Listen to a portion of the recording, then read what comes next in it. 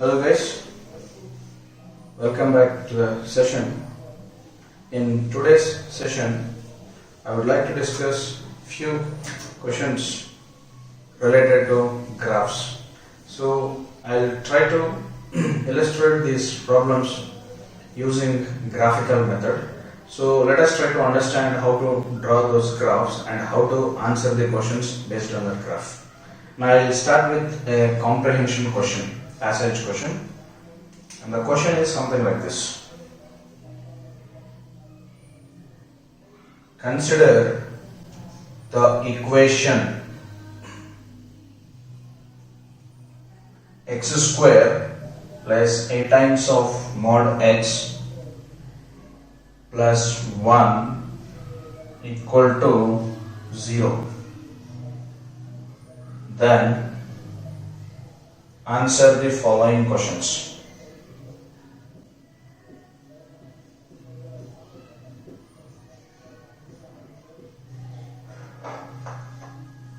First question, the range of A for which the above equation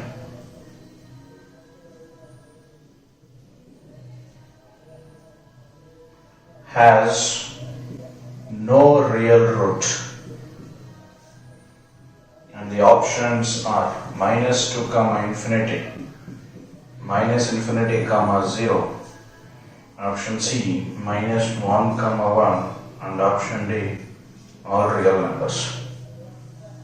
Now question number 2 will be the range of A for which above equation has 3 real roots. Now let's skip the options. And third one, the range of A for which the above equation has just real roots. So it can be any number, at least 1. That is the meaning of this. So let us try to answer this question. So he said, he gave a simple quadratic equation involving modulus function x square plus a times of modulus x plus 1 equals to 0. Then we need to answer these 3 questions. So the thing is, the range of A for which the above equation has no real roots, 3 real roots and real roots. So he gave 3 different cases. Okay. So to answer this question, let us try to analyze the given problem.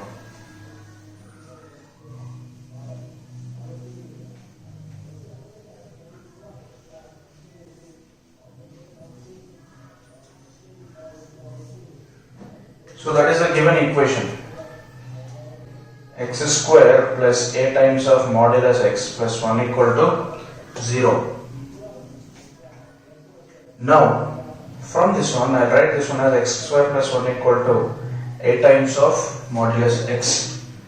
Now from here x square plus 1 by modulus x equal to minus a. So now I can write this one as x square can be written as modulus of x square plus 1 by modulus x equal to minus a. Now this is the given equation actually. Now we need to verify for what values of a this equation has no real roots, this equation has 3 real roots, and this equation has just real roots. Understood?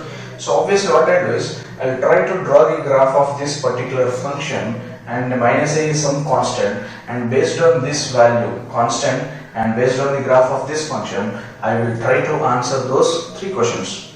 Now first thing is I assume f of x as x square plus 1 by x. Okay, because after knowing f of x graph it is very easy to draw f of mod x graph. So how to draw the graph of f of mod x? I will just remove the negative portion of f of x and I will just take the mirror image of positive portion of positive x-axis portion of f of x with respect to y-axis. Now f of x will be equal to x plus 1 by x. Now what I do is first I try to find the stationary points of this function or critical points. 1 minus 1 by x square.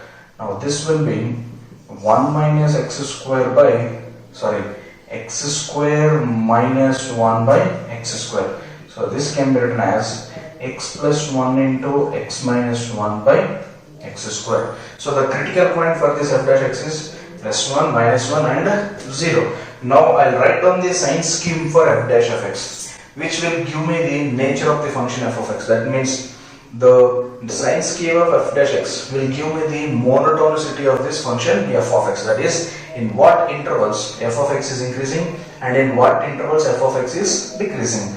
Now if I write down the sign scheme, and you already aware of this, minus 1, 0, 1. So f dash of x, definitely this will be plus and this will be minus, but after getting 0, here we have even power for x, so definitely here you will get minus and here it will be plus. So by using wavy curve method, which means that in this interval function is increasing and then decreasing, minus 1 to 1 and then again increasing, isn't it? And one more thing, what is the domain of this function? It is defined for all real numbers except 0, because at x equals to 0 it is not defined. Okay, now when you are drawing the graph, so these are the basic points you should keep in mind. First thing is, it's better to find the domain, and after finding the domain, it is advisable to find the value of this function at the endpoints of the domain, isn't it? So this can also be written as x belongs to minus infinity comma 0 union 0 to infinity, isn't it? Now I'll try to find out the value of this f of x as x is tending to minus infinity at x equals to 0 minus, because at 0 it is not defined, it is less than 0 and it is 0 plus. And again I'll try to find the value of this f of x at x tends to infinity, and we can easily verify this one. As x tends to minus infinity, f of x will be tending to 1 by minus infinity 0, anything, minus infinity something, so it is tending to minus infinity. Now as x is tending to plus infinity, what about f of x? It will be tending to plus infinity, because this is infinity plus 1 by infinity 0. Now as x tends to 0 minus, right hand limit at x equals to 0. So as x is tending to 0 minus, 1 by 0 minus is minus infinity, this is 0 minus negative, so totally f of x is tending to minus infinity. Now as x is tending to 0 plus, f of x is tending to, this is plus infinity. So that you will get more idea about drawing the graph of this function. This is a very simple function.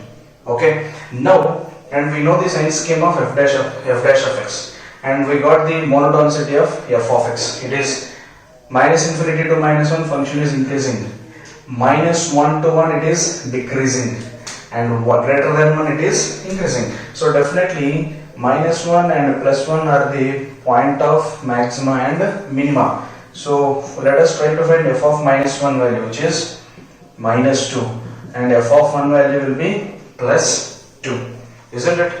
Now, so this is the basic information, and I think this information is enough to solve this question. Now definitely if you observe this one, as x tends to 0 minus and x tends to 0 plus, f of x is tending to minus infinity and plus infinity, which means that x equals to 0 will be the vertical asymptote to this function f of x equal to x plus 1 by x. Now let us plot the graph of the function using this information.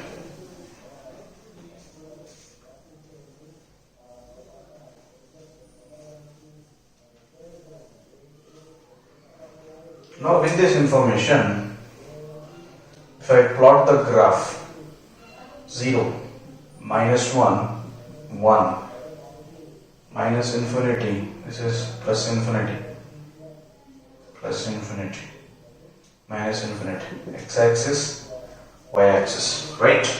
Now, less than minus 1 it is increasing, and at plus 1 its value is 2. At minus 1 its value is minus 2. So at minus 1 its value is minus 2. Isn't it? Now observe. Less than minus 1 the function is increasing, As x is tending to minus infinity, f of x is also tending to minus infinity. So I think the graph will be something like this. So this is the rough graph, increasing up to minus 1, and minus 1 to 1 it is decreasing, and in fact at 0 it is not defined, so there will be a discontinuity at 0, isn't it? Because it is a discontinuous function at x equals to 0. Now if you observe, minus 1 to 0 decreasing only, because minus 1 to 0 is decreasing, 0 to 1 is also decreasing because f of x is negative. Now minus 1 to 0, that is minus 1 to 0 minus actually. As x tends to 0 minus, f of x is also tending to minus infinity, and definitely the graph might be something like this, isn't it?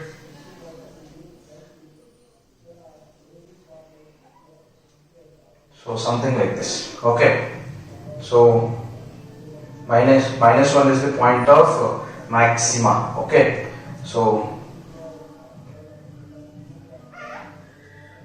it goes along the y-axis, isn't it? So this is the graph between minus infinity to 0, correct? Now again 0 plus, again 0 to 1 it is decreasing. At 0 plus it is tending to infinity, plus infinity, and up to 1. At 1 it is 2. So I think it will be something like this, isn't it?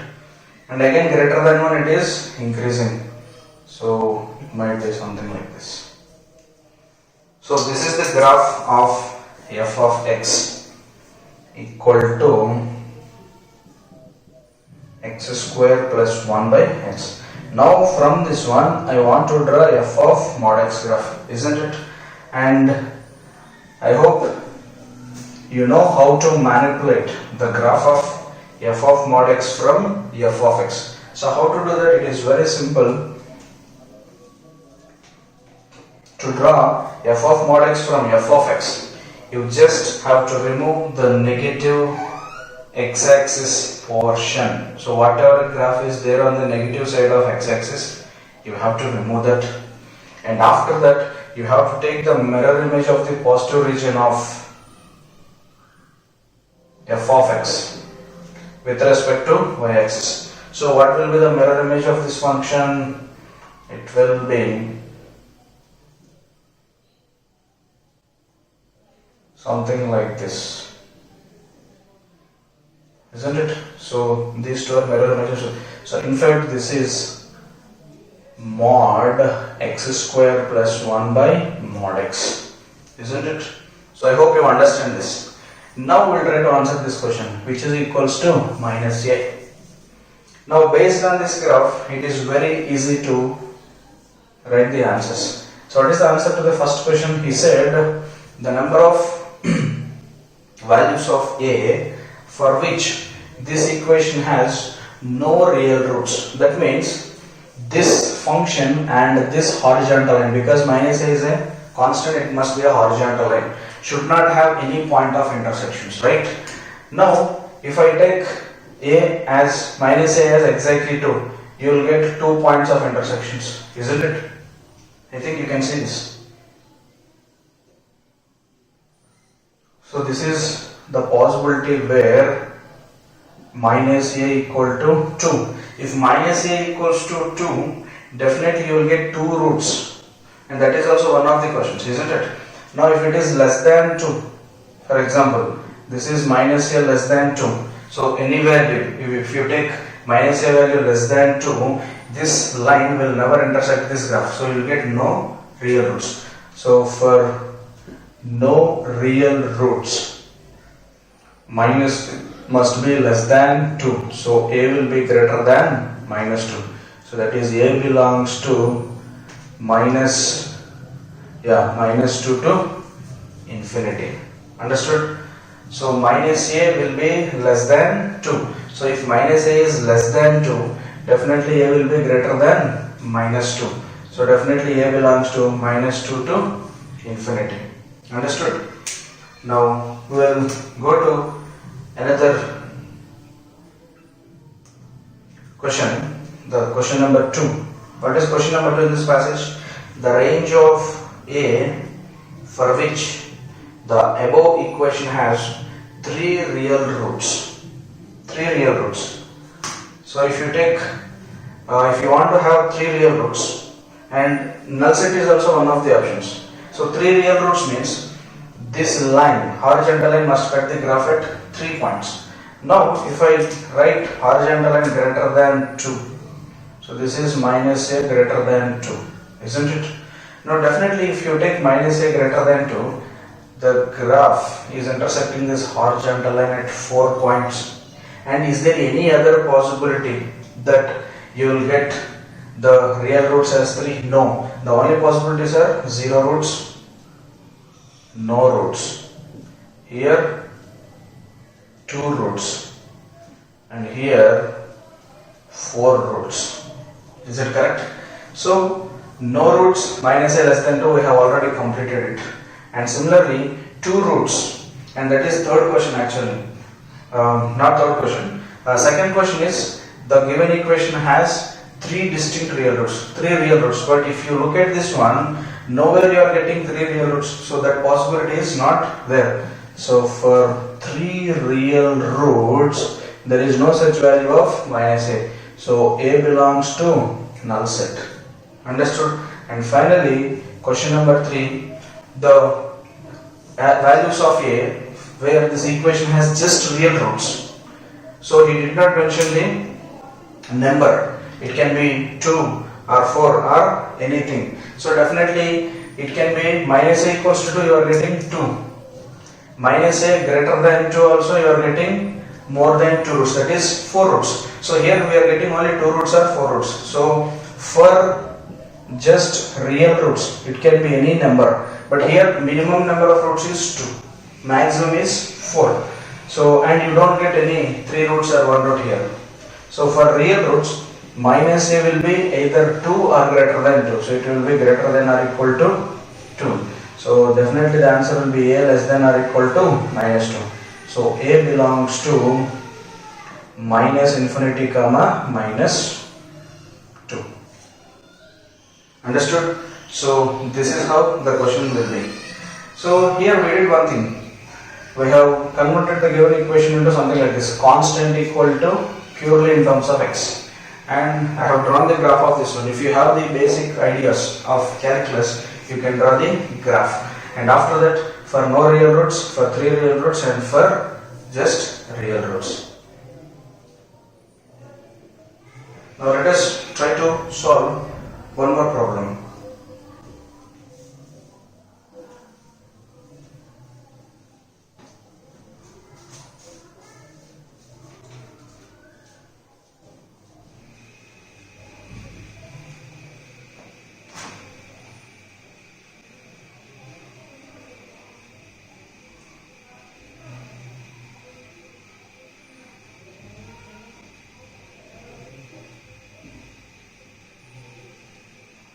Now, one more question.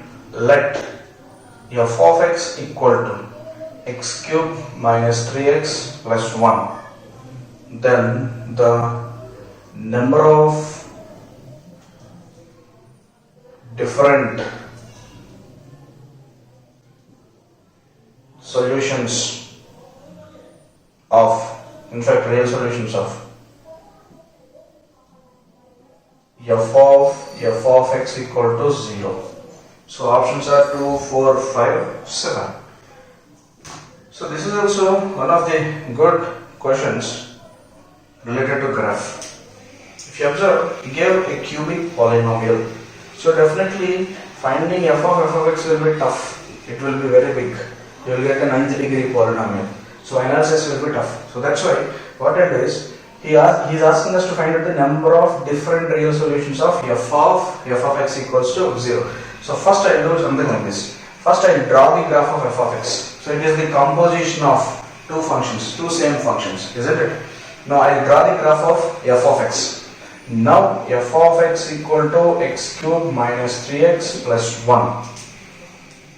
And we know how to draw the graph of a polynomial function. This is find a differentiation, 3x square minus 3, which is 3 into x plus 1 into x minus 1. and the sign scheme for this one will be -1 1 plus minus plus. So this is f dash. So function will be increasing, decreasing, again increasing.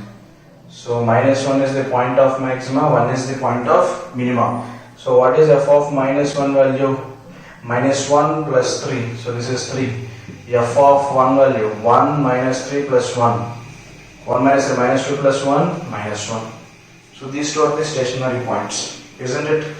Now with this information we can comfortably draw the graph of this function.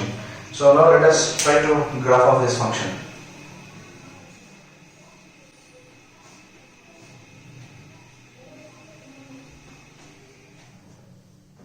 So f of x equal to x cube minus 3x plus 1. Now if you draw the graph, 0 at 0 its value is 1 and stationary points are -1 and +1. At -1 what is its value? -1 plus 3, so this is 3, and at 1 it is -1.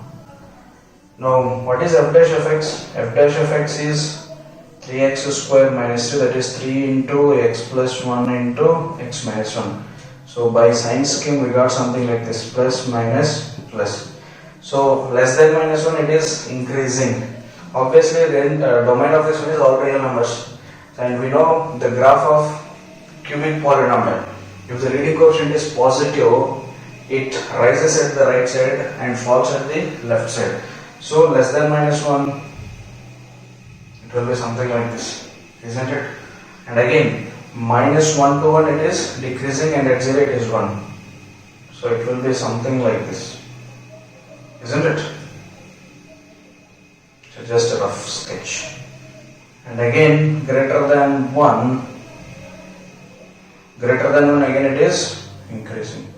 So this is how the graph of x cube minus 3x plus 1, it is like minus infinity to plus infinity, isn't it? Now observe this one very carefully. Now what are the roots of this f of x equals to 0? These are the 3 roots.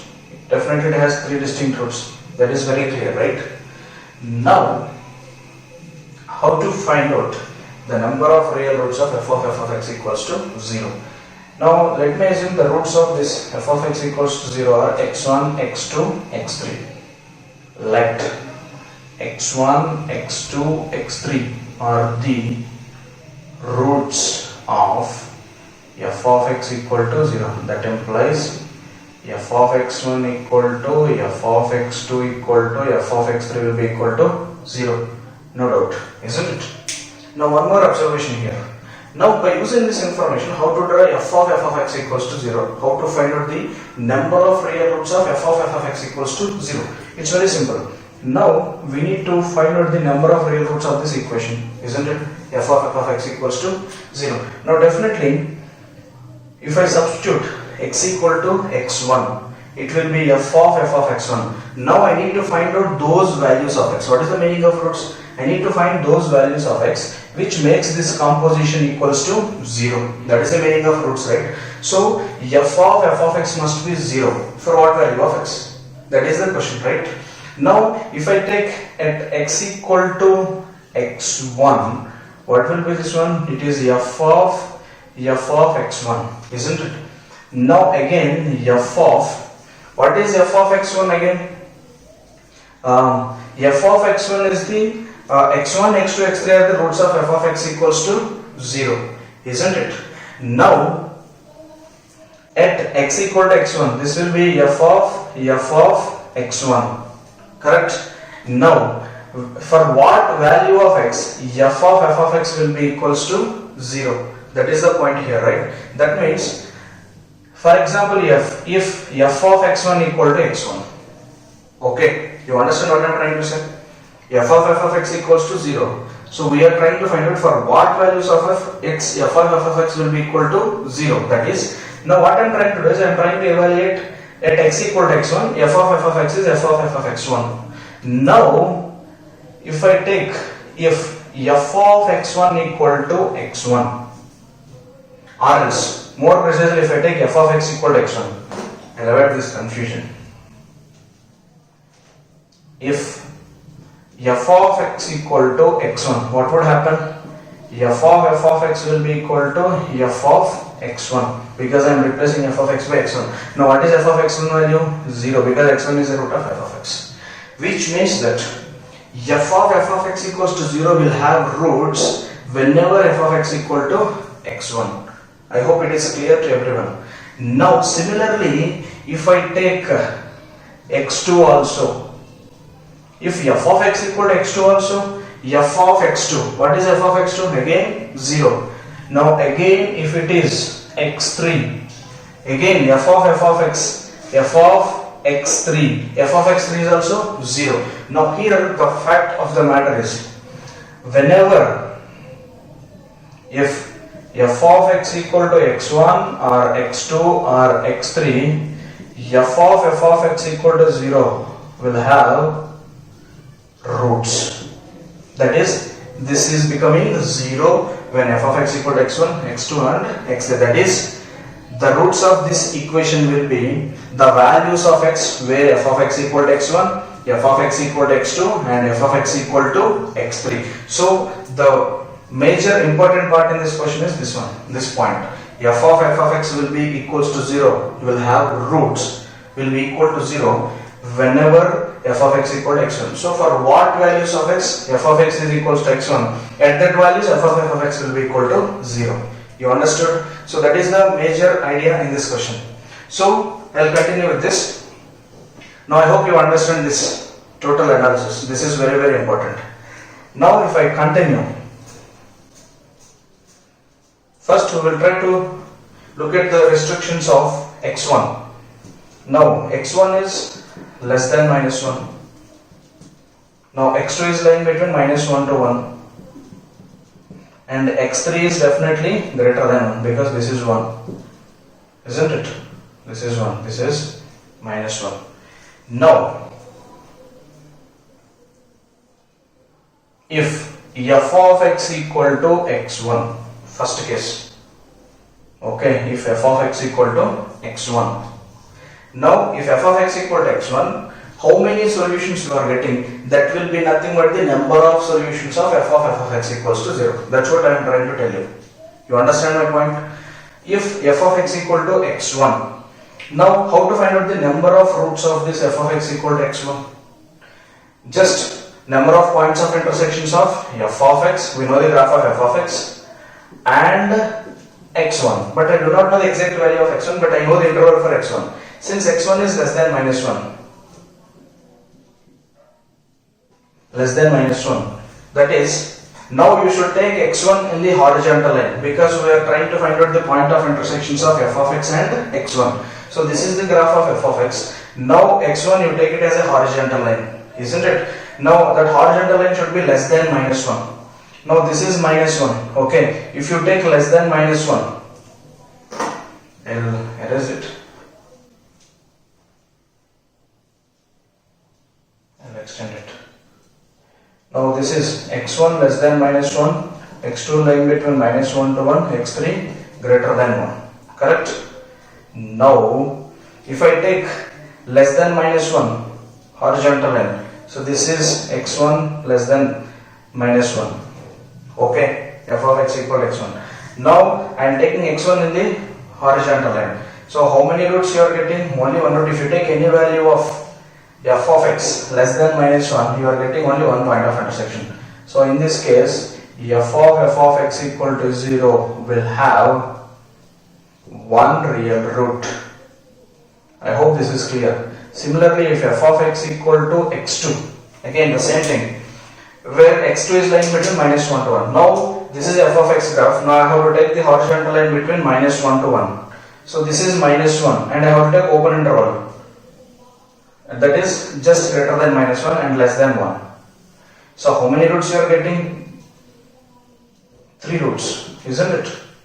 So if you take any value of x2 between minus 1 to 1, minus 1 to 1, see 1, 2, 3. So if you take any value between minus 1 to 1, the horizontal line will intersect the graph at 3 points. So definitely f of x equal to 0 will have 3 real roots, isn't it? And finally f of x equal to x3. What about this one? If I take f of x equal to x3 and x3 is greater than 1, and if I take any value greater than 1, this is 1. Again here also you will get 3 roots. Of course at one point if you take greater than 3 you will get one solution. We have already covered it here. Okay. So finally how many distinct solutions he is asking. So even greater than 1 also you will be getting 3 real roots. So f of x equal to 0 will have 3 real roots. So finally the answer is f of x equal to 0 will have 1 plus 3 4, 4 plus 3 7 distinct real roots. So this is how we use graph to answer this type of questions. So we have given with cubic polynomial and he is asking us to find out the number of distinct real roots of f of x equals to 0. So to answer that, definitely if you use graph you will get the answer very comfortably. So here the only thing is f of x equals to 0 will have real roots whenever f of x is equals to x1, f of x equal to x2, f of x equal to x3, right, which are the roots of f of x. Now how to find out the number of roots of f of x equal to x1 based on the restriction on x1. Now if you take x1 on the horizontal line, because we are trying to find out the number of real roots of f of x equal to x1, which is nothing but we need to count the number of points of intersections of f of x and x1. And how to take the horizontal line x1, because x1 is less than minus 1. If I take any line less than minus 1, it is intersecting off at 1 point. Similarly minus 1 to 1 it is intersecting at 3 points. Similarly greater than 1 also it is intersecting at 3 points. So total you will get 7 distinct real roots. So this is how by using graphs we can solve some questions in theory of equations and quadratic equations. So that's it for this session. Stay tuned for more videos and I'll continue in the next session. Thank you.